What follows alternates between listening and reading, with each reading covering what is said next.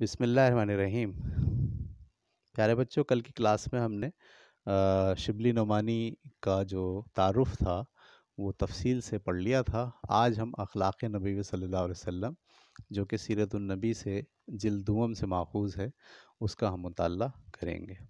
کتابیں آپ سب بچے نکال لیجئے، اپنے ہاتھ میں رکھیے اور میں پڑھتا جا رہا ہوں، جہاں مشکل لفظ آئیں گے وہاں اس کی تشریح بھی آپ کے لیے کرتا جاؤں گا۔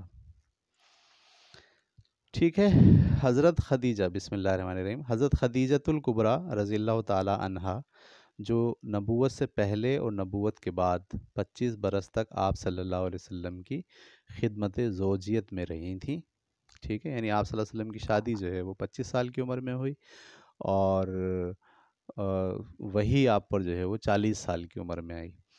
تو 25 سال سے لے کے 40 سال تک، پھر اس وہی کے بعد بھی اگلے 10 سال تک جو ہے وہ آپ صلی اللہ علیہ وسلم کے ساتھ رہیں۔ تو 25 سال تک آپ صلی اللہ علیہ وسلم کی خدمت زوجیت میں رہیں۔ زمانہ آغاز وحی میں آپ صلی اللہ علیہ وسلم کو ان الفاظ میں تسلی دیتی تھیں: خدا کی قسم، خدا آپ کو کبھی غمگین نہ کرے گا۔ آپ صلی اللہ علیہ وسلم صلہ رحمی کرتے ہیں، مقروضوں کا بار اٹھاتے ہیں، غریبوں کی اعانت کرتے ہیں اور مہمانوں کی ضیافت کرتے ہیں، حق کی حمایت کرتے ہیں، مصیبت میں لوگوں کے کام آتے ہیں۔ ٹھیک ہے، یہ واقعہ کچھ اس طرح ہے کہ جب محمد صلی اللہ علیہ وسلم پر پہلی بار وحی آئی، جو عام تذکرہ یہ کیا جاتا ہے کہ آپ صلی اللہ علیہ وسلم غار حرا میں گئے اور وہاں پر وہ عبادت کر رہے تھے کہ فرشتہ جو ہے وہ آ گئے، جبرائیل علیہ السلام۔ تو آپ صلی اللہ علیہ وسلم اسے دیکھ کے ڈر گئے۔ فرشتے نے آ کے ان سے کہا پڑھیے، تو انہوں نے جواب میں کہا کہ مجھے تو پڑھنا نہیں آتا، میں تو ان پڑھ ہوں۔ تو فرشتے نے ان کو ایسے گلے سے لگا کے بھینچا۔ ٹھیک ہے، تو آپ صلی اللہ علیہ وسلم جو ہے نا اس ساری کیفیت میں بہت زیادہ خوف زدہ ہو گئے، اور وہاں سے جب وہ واپس آئے گھر میں تو آپ کو بخار چڑھ گیا، کانپ رہے تھے آپ، اور آپ نے اپنی زوجہ سے یعنی حضرت خدیجہ سے یہ پورا معاملہ بیان کیا اور کہا کہ مجھ پر کمبل ڈالو، مجھ پر کمبل ڈالو، یعنی وہ بہت کانپ رہے تھے اس وقت نا سردی سے۔ تو اس وقت جو تسلی آپ صلی اللہ علیہ وسلم کو دی حضرت خدیجہ نے، اس کا تذکرہ یہاں ہے۔ کیا؟ خدا کی قسم، خدا آپ کو کبھی غمگین نہ کرے گا۔ آپ صلی اللہ علیہ وسلم صلہ رحمی کرتے ہیں۔ صلہ رحمی کا مطلب دوسروں کے ساتھ رحم کا معاملہ کرتے ہیں، مقروضوں کا بار اٹھاتے ہیں، یعنی جو قرض دار ہیں ان کا قرضہ خود اپنی جیب سے ادا کرنے کی کوشش کرتے ہیں، غریبوں کی اعانت کرتے ہیں، اعانت کا مطلب ان کی مدد کرتے ہیں، مہمانوں کی ضیافت کرتے ہیں، مہمانوں کو کھانا کھلاتے ہیں۔ ٹھیک ہے، اور اس کے بعد حق کی حمایت کرتے ہیں، مصیبت میں لوگوں کے کام آتے ہیں۔ تو یہ حضرت خدیجہ رضی اللہ تعالیٰ عنہ آپ کو تسلی دے رہی ہیں کہ یہ جو واقعہ ہوا ہے اس واقعے میں آپ گھبرائیے نہیں، خدا آپ کو جو ہے آپ کے ساتھ کوئی زیادتی نہیں کرے گا، بلکہ وہ آپ کیونکہ یہ سارے کام کرتے ہیں لہٰذا خدا آپ کے ساتھ رحم کا معاملہ کرے گا۔ امہات المومنین، ٹھیک ہے، اصل میں یہ پورا سبق جو ہے محمد صلی اللہ علیہ وسلم کی اخلاق کو بیان کرتا ہے، اس لیے اس سبق میں سیدھا سیدھا واقعات بیان کر کے یہ بیان کیا گیا ہے کہ آپ صلی اللہ علیہ وسلم کے اخلاق کا کیا حال تھا، کیا رویہ تھا آپ کا۔ ٹھیک ہے، امہات المومنین میں حضرت عائشہ رضی اللہ تعالی عنہا سے بڑھ کر کسی نے آپ صلی اللہ علیہ وسلم کے اوصاف تفصیل سے نہیں بیان کی ہیں۔ فرماتی ہیں کہ حضرت صلی اللہ علیہ وسلم کی عادت کسی کو برا بھلا کہنے کی نہ تھی۔ ٹھیک ہے، آپ صلی اللہ علیہ وسلم کی عادت کسی کو برا بھلا کہنے کی نہ تھی، برائی کے بدلے میں برائی نہیں کرتے تھے بلکہ درگزر کرتے تھے اور معاف فرما دیتے تھے۔ ٹھیک ہے، یہ آپ صلی اللہ علیہ وسلم کی اوصاف بیان کیے ہیں حضرت عائشہ رضی اللہ تعالی عنہا نے۔ اگلے پیراگراف میں لکھتے ہیں آپ صلی اللہ علیہ وسلم نے کبھی کسی سے اپنے ذاتی معاملے میں انتقام نہیں لیا۔ آپ صلی اللہ علیہ وسلم نے کبھی کسی غلام، لونڈی، عورت، جانور کو اپنے ہاتھ سے نہیں مارا۔ آپ صلی اللہ علیہ وسلم نے کسی کی درخواست رد نہیں فرمائی۔ آپ صلی اللہ علیہ وسلم جب گھر کے اندر تشریف لاتے تو نہایت خنداں ہنستے اور مسکراتے ہوئے آتے۔ ٹھیک ہے، ایسا نہیں غصہ کر رہے ہیں اور نہیں، بہت مسکراتے ہوئے گھر میں داخل ہوتے۔ دوستوں میں پاؤں پھیلا کر نہیں بیٹھتے تھے، باتیں ٹھہر ٹھہر کر اس طرح فرماتے تھے کہ کوئی یاد رکھنا چاہے تو یاد رکھ لے۔ ٹھیک ہے، یہ ہے ہمارے نبی کے طریقے، آپ صلی اللہ علیہ وسلم کا انداز گفتگو، آپ صلی اللہ علیہ وسلم کا لوگوں کے ساتھ اٹھنا بیٹھنے کا انداز۔ اگلے پیراگراف میں لکھتے ہیں حضرت علی رضی اللہ تعالیٰ عنہ جو حضرت صلی اللہ علیہ وسلم کے تربیت یافتہ تھے اور آغاز نبوت سے آخر تک کم از کم 23 برس آپ صلی اللہ علیہ وسلم کی خدمت اقدس میں رہے تھے، ایک دفعہ حضرت امام حسین رضی اللہ تعالیٰ عنہ نے ان سے آپ صلی اللہ علیہ وسلم کے اخلاق و عادات کے بارے میں سوال کیا۔ امام حسین پوچھ رہے ہیں کس سے؟ حضرت علی سے، کہ آپ بتائیے کہ محمد صلی اللہ علیہ وسلم کے آداب اور اخلاق کیسے تھے؟ تو آپ جواب دے رہے ہیں، آپ خندہ جبیں کا مطلب آپ کا جو ماتھا تھا اس پہ ایسے شکنیں نہیں آتی تھیں، بلکہ ہمیشہ خندہ پیشانی کے ساتھ خوش، ٹھیک ہے، نرم خو، یعنی بات کرتے تو بہت نرمی کے ساتھ، مہربان طبع تھے اور آپ کی طبیعت میں مہربانی تھی۔ ایک دفعہ، ٹھیک ہے، سخت مزاج اور تنگ دل نہ تھے، کوئی برا کلمہ منہ سے کبھی نہیں نکالتے تھے، عیب جو اور تنگ گیر نہ تھے۔ عیب جو کسے کہتے ہیں؟ جو دوسروں میں عیب تلاش کرتا رہتا ہے، اور تنگ گیر کسے کہتے ہیں؟ کہ جب اس کو عیب مل جاتا ہے تو اسے بار بار اس عیب کو بتا کے اس کو تنگ کرتا رہتا ہے، جلاتا رہتا ہے، ٹھیک ہے۔ عیب جو اور تنگ گیر نہ تھے، اپنے نفس سے 3 چیزیں آپ صلی اللہ علیہ وسلم نے بالکل دور کر دی تھیں۔ اپنے نفس سے 3 چیزیں آپ نے دور کری، یعنی 3 باتیں آپ نے طے کر لی تھیں کہ یہ 3 باتیں میں اپنے ساتھ نہیں لے کے چلوں گا۔ کیا کیا؟ بحث و مباحثہ، آپ صلی اللہ علیہ وسلم بحث و مباحثہ نہیں کرتے تھے۔ ضرورت سے زیادہ بات کرنا، کیا بات ہے جناب، اور جو بات مطلب کی نہ ہو اس میں پڑھنا، ٹھیک ہے۔ بحث و مباحثہ نہیں کرتے تھے، ضرورت سے زیادہ بات نہیں کرتے تھے، اور جس بات کے اندر کوئی مطلب نہ ہو اس بات میں نہیں پڑتے تھے، خواہ مخواہ دوسروں کی باتوں میں ٹانگ نہیں اڑاتے تھے۔ دوسروں کے متعلق بھی 3 باتوں سے پرہیز کرتے تھے، کسی کو برا نہیں کہتے تھے، کسی کی عیب گیری نہیں کرتے تھے، اور کسی کے اندرونی حالات کی ٹوہ میں نہیں رہتے تھے۔ اپنے لیے 3 باتیں منتخب کر لی تھیں اور دوسروں کے لیے بھی 3 باتیں منتخب کر لی تھیں۔ وہ 3 باتیں کیا تھیں؟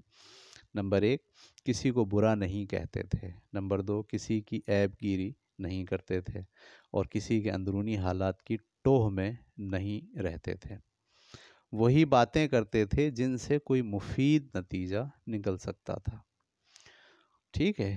آگے لکھتے ہیں، کوئی دوسرا بات کرتا تو جب تک وہ بات ختم نہ کر لیتا چپ سنا کرتے، دوسروں کے منہ سے اپنی تعریف سننا پسند نہیں کرتے تھے۔ دیکھیے یہ ساری باتیں حضرت علی بتا رہے ہیں حضرت امام حسین کو، اور اس سے ہمیں بھی پتہ چل رہا ہے کہ آپ صلی اللہ علیہ وسلم کی جو اخلاق کا مرتبہ تھا وہ کہاں آپ کھڑے ہیں، ماشاءاللہ صلی اللہ علیہ وسلم۔ دوسروں کے منہ سے اپنی تعریف سننا پسند نہیں کرتے تھے، نہایت فیاض کہتے ہیں جو آدمی پیسہ خرچ کرنے کے لیے ہر وقت تیار رہے، نہایت راستگو یعنی صحیح بات کہنے والے، نہایت نرم طبع یعنی طبیعت میں نرمی، اور نہایت خوش صحبت تھے۔ خوش صحبت کا مطلب یہ ہوتا ہے کہ جو جن کے ساتھ بیٹھنا اچھا لگے، صحیح ہے۔ بعض لوگوں کے ساتھ بیٹھنا اچھا نہیں لگتا، وہ تنقید کرتے ہیں، برا بھلا کہتے ہیں، تذلیل کرتے ہیں، تو ان کے ساتھ بیٹھنا جو ہے نا اس میں ذرا سی چبھن ہوتی ہے۔ لیکن آپ صلی اللہ علیہ وسلم کی شخصیت خوش صحبت تھی، ہر آدمی آپ کے ساتھ بیٹھنا پسند کرتا تھا۔ اگر کوئی دفتن آپ صلی اللہ علیہ وسلم کو دیکھتا تو مروب ہو جاتا، لیکن جیسے جیسے آشنا ہوتا جاتا آپ صلی اللہ علیہ وسلم سے محبت کرنے لگتا، ٹھیک ہے۔ یہ پورا بیان حضرت علی کا ہے محمد صلی اللہ علیہ وسلم کے اخلاق کے بارے میں۔ اگلے پیراگراف میں موضوع بدلا ہے، ہند بن ابی حالہ رضی اللہ تعالی عنہ ایک دوسرے صحابی ہیں جو گویا حضرت صلی اللہ علیہ وسلم کے آغوش پروردہ تھے۔ وہ بیان کرتے ہیں کہ آپ صلی اللہ علیہ وسلم نرم خو تھے، سخت مزاج نہ تھے، کسی کی توہین روا نہ رکھتے تھے، چھوٹی چھوٹی باتوں پر اظہار تشکر فرماتے تھے، شکریہ کہنے کا انداز تھا آپ کا۔ کھانا جس قسم کا سامنے آتا تناول فرماتے اور اس کو برا بھلا نہ کہتے۔ یہ سب ہمارے نبی کی سیرت ہے، ٹھیک ہے، سوانح عمری، سیرت اور حیات طیبہ۔ ہمیں اس سے سبق سیکھنا ہے، ہمارے لیے یہ نمونہ ہے۔ اگلا پیج پر میں آ گیا، پیج نمبر 12 پر۔ جریر بن عبداللہ رضی اللہ تعالیٰ عنہ ایک صحابی ہیں جن کو دیکھ کر آپ صلی اللہ علیہ وسلم محبت سے مسکرا دیا کرتے تھے۔ ان کا بیان ہے کہ کبھی ایسا نہ ہوا کہ میں خدمت اقدس میں حاضر ہوا اور آپ صلی اللہ علیہ وسلم مجھے دیکھ کر مسکرائے نہ ہوں۔ کیا بات ہے جناب! دیکھیے، لوگ جو محمد صلی اللہ علیہ وسلم کو بیان کر رہے ہیں وہ ان کے جو ذاتی تاثرات ڈیولپ ہو رہے ہیں محمد صلی اللہ علیہ وسلم کی صحبت میں بیٹھ کر، وہ بیان کر رہے ہیں کہ میں کبھی ایسا نہیں ہوا کہ میں گیا ہوں اور آپ صلی اللہ علیہ وسلم نے مجھے دیکھ کر مسکرایا نہ ہو۔ اگلے پیراگراف میں لکھتے ہیں، آپ صلی اللہ علیہ وسلم کا چہرہ ہنستا تھا، وقار و متانت سے گفتگو فرماتے تھے، یعنی بات جب کرتے تھے تو بڑی وقار کے ساتھ، کسی کی خاطر شکنی نہیں کرتے تھے۔ خاطر شکنی کا مطلب کسی کی دل آزاری، ٹھیک ہے، کسی کو ڈاؤن کر کے اپنے آپ کو بیان نہیں کرتے تھے، کسی کی خاطر شکنی نہیں کرتے تھے۔ معمول یہ تھا کہ کسی سے ملنے کے وقت ہمیشہ پہلے خود سلام و مصافحہ کرتے۔ کوئی شخص جھک کر آپ صلی اللہ علیہ وسلم کے کان میں کچھ بات کہتا تو اس وقت تک اس کی طرف سے رخ نہ پھیر دے جب تک وہ خود منہ نہ ہٹا لے، ٹھیک ہے۔ واہ بھائی واہ، کیا بات ہے صلی اللہ علیہ وسلم۔ مصافحے میں بھی یہی معمول تھا، یعنی کسی سے ہاتھ ملاتے تو جب تک وہ خود نہ چھوڑ دے اس کا ہاتھ نہ چھوڑتے۔ مجلس میں بیٹھتے تو آپ صلی اللہ علیہ وسلم کے زانوں ہم نشینوں سے آگے نکلے ہوئے نہ ہوتے، ٹھیک ہے۔ بیٹھتے وقت بھی اس بات کا خیال رکھتے کہ دوسرے جو دوست ہیں سارے، ان کے جو پیر ہیں، زانوں یعنی گھٹنے، آپ کے گھٹنے ان سے آگے نہ ہو جائیں، صلی اللہ علیہ وسلم۔ اگلے پیراگراف میں لکھتے ہیں، ایک دفعہ آپ صلی اللہ علیہ وسلم سعد بن عبادہ رضی اللہ تعالیٰ عنہ سے ملنے گئے۔ واپس آنے لگے تو انہوں نے اپنے صاحبزادے قیس رضی اللہ تعالیٰ عنہ کو ساتھ کر دیا، جیسا کہ ہوتا ہے کہ بھئی آپ جائیے، ذرا چھوڑ کے آ جائیے۔ حضرت صلی اللہ علیہ وسلم کے ہم رکاب جائیں کہ وہ آپ کو رکاب پکڑیں، گھوڑے پر ہیں یا اونٹ پر ہیں تو اس کی رسی پکڑ کے کسی خاص مقام تک چھوڑ کر آ جائیں۔ حضرت صلی اللہ علیہ وسلم نے قیس رضی اللہ تعالیٰ عنہ سے کہا، تم بھی میرے اونٹ پر سوار ہو لو۔ انہوں نے بے ادبی کے لحاظ سے تامل کیا۔ آپ صلی اللہ علیہ وسلم نے ارشاد فرمایا کہ یا تو سوار ہو جاؤ یا پھر گھر واپس چلے جاؤ۔ یہ آپ کا اخلاق دیکھیے کہ یہ اچھا نہیں لگا آپ کو کہ میں اوپر بیٹھ کر جا رہا ہوں اور یہ میری اونٹ کی جو رکاب ہے وہ پکڑ کے آگے آگے چلتا رہے، تو کہا یا تو تم بھی میرے ساتھ بیٹھ جاؤ اور اگر نہیں بیٹھو گے تو واپس گھر چلے جاؤ، صلی اللہ علیہ وسلم۔ ٹھیک ہے جی، اب ہم چلتے ہیں اگلے پیراگراف کی طرف، پیج نمبر 12 پر ہوں میں۔ ایک دفعہ نجاشی کے ہاں سے ایک سفارت آئی۔ سفارت کا مطلب وہاں کے لوگ ملنے آئے۔ آپ صلی اللہ علیہ وسلم نے اس کو اپنا مہمان رکھا اور خود بنفس نفیس مہمانداری کے تمام کام انجام دیے۔ صحابہ رضی اللہ تعالیٰ عنہم نے عرض کی کہ ہم یہ خدمت انجام دیں گے۔ ارشاد ہوا کہ ان لوگوں نے میرے دوستوں کی خدمت گزاری کی ہے، اس لیے میں خود ان کی خدمت گزاری کرنا چاہتا ہوں۔ یہ ہجرت حبشہ میں جو مسلمان گئے تھے وہاں پر نجاشی نے مسلمانوں کے ساتھ بہت اچھا سلوک کیا تھا، تو آپ نے اس کے جواب میں اس سفیر کے ساتھ بہت اچھا سلوک کیا۔ ہم آگے پیج نمبر 13 کے اوپر، اب ہم اگلا پیراگراف پڑھ رہے ہیں پیج نمبر 13 پہ۔ عتبان بن مالک رضی اللہ تعالیٰ عنہ جو اصحاب بدر میں تھے، ان کی بینائی میں فرق آ گیا تھا۔ حضرت صلی اللہ علیہ وسلم کی خدمت میں آ کر درخواست کی کہ میں اپنے محلے کی مسجد میں نماز پڑھاتا ہوں، لیکن جب بارش ہو جاتی ہے تو مسجد تک جانا مشکل ہو جاتا ہے، اس لیے اگر آپ صلی اللہ علیہ وسلم میرے گھر میں تشریف لا کر نماز پڑھ لیتے تو میں اس جگہ کو سجدہ گاہ بنا لیتا۔ دوسرے دن صبح کے وقت آپ صلی اللہ علیہ وسلم حضرت ابو بکر رضی اللہ تعالیٰ عنہ کو ساتھ لے کر ان کے گھر گئے اور دروازے پر ٹھہر کر اجازت مانگی۔ اندر سے جواب آیا تو گھر میں تشریف لے گئے اور دریافت فرمایا کہ کہاں نماز پڑھوں۔ جگہ بتا دی۔ آپ صلی اللہ علیہ وسلم نے تکبیر کہہ کر 2 رکعت نماز ادا کی۔ دیکھیے دلجوئی کرنا، ٹھیک ہے، کسی کو کسی کی سوجھ بوجھ کے ساتھ، کسی کی خواہش کے ساتھ اس کی دلجوئی میں اپنا رول پلے کرنا، یہ محمد صلی اللہ علیہ وسلم نے ہمیں سکھایا ہے، صلی اللہ علیہ وسلم۔ اگلا پیراگراف میں لکھ رہا ہوں، پڑھ رہا ہوں۔ ابو شعیب رضی اللہ تعالیٰ عنہ ایک انصاری تھے، ان کا غلام بازار میں گوشت کی دکان رکھتا تھا۔ ایک دن وہ خدمت اقدس میں آئے، آپ صلی اللہ علیہ وسلم صحابہ رضی اللہ عنہم کے حلقے میں تشریف فرما تھے اور چہرے سے بھوک کا اثر پیدا تھا۔ ابو شعیب رضی اللہ تعالیٰ عنہ نے جا کر غلام سے کہا کہ 5 آدمیوں کا کھانا تیار کرو۔ کھانا تیار ہو چکا تو حضرت صلی اللہ علیہ وسلم سے درخواست کی کہ صحابہ رضی اللہ تعالیٰ عنہم کے ساتھ قدم رنجہ فرمائیں، یعنی آئیں، اب کھانا پک گیا ہے اور کھانا کھائیں۔ کل 5 آدمی تھے، انہوں نے بھی 5 کا کھانا پکوایا تھا۔ راہ میں ایک اور شخص ساتھ ہو لیا۔ حضرت صلی اللہ علیہ وسلم نے ابو شعیب رضی اللہ تعالیٰ عنہ سے کہا، یہ شخص بے کہے ساتھ ہو لیا ہے، تم اجازت دو تو یہ بھی ساتھ آئے، ورنہ اسے یہاں سے رخصت کر دیا جائے، صلی اللہ علیہ وسلم۔